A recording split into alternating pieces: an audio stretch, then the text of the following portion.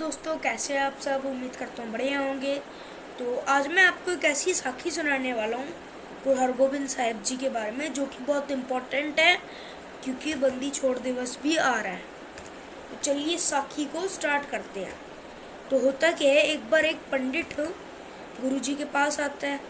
वो कहता है, गुरु जी आपने अपनी गुरु ग्रंथ साहिब जी की वाणी में बहुत बार जिक्र किया है कि इंसान के मन के अंदर ब्रह्म का वास होता है। तो ब्रह्म जो होता है हमें दिखता क्यों नहीं है। तो गुरुजी कहते हैं एक बार शाम हो जाए, उसके बाद मैं आपको आपके सवाल का जवाब दे दूंगा। अब उस पंडित को क्रियोसिटी जागती है कि गुरुजी ने क्या जवाब देना है।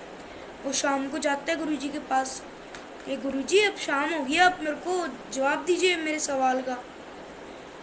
तो गुरुजी फिर कहते हैं अंधेरा हो जाए एक बार, फिर मैं आपको आपके सवाल का जवाब दे दूंगा। फिर बाहर चला जाता है, देखता है अंधेरा हो गया। फिर वो गुरुजी के पास आता है, कहता है अंधेरा हो गया, अब आप मेरे को मेरे सवाल का जवाब दे दीजिए। अब गुरुजी कहते हैं एक बार तारे दिखने लग जाए, उसके बाद मैं आपको आपके सवाल का जवाब दे दूंगा। फिर वो बाहर चला जाता है, देखता है तारे भी दिखने लग गए। फिर गुरुजी के पास आता है अंदर। फिर गुरुजी को कहता है कि देखिए तारे भी चढ़े, अब आप मेरे को मेरे सवाल का जवाब दीजिए। तो गुरुजी कहते हैं एक बार चांद चढ़ जाए, मतलब चांद दिखने लग जाए, तो मैं आपको आपके सवाल का जवाब दे दूंगा। फिर बाहर चला जाता है पंडित।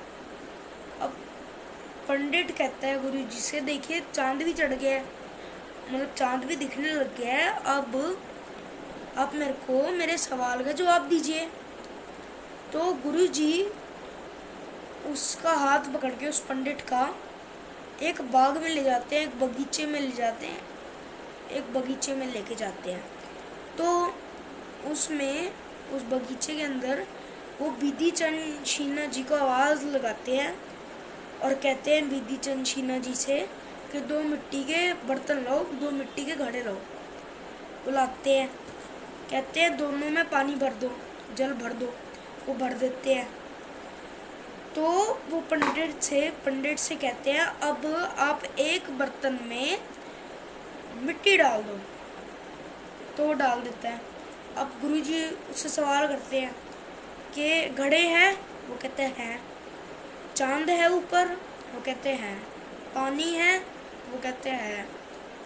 दोनों में छवि दिख रही है चांद की, वो कहता है एक में नहीं दिख रही, जिसमें आपने मेरे से मिट्टी पवाई थी। तो गुरुजी कहते हैं ऐसे इंसान का मन होता है।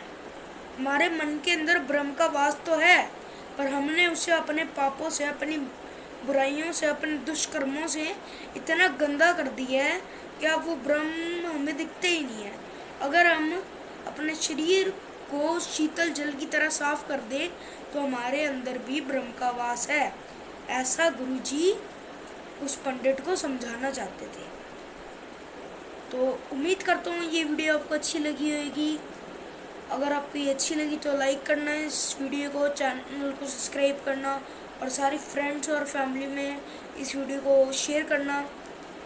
Thank you. वाहिगुरू जी का खालसा, वाहिगुरू जी की फतेह।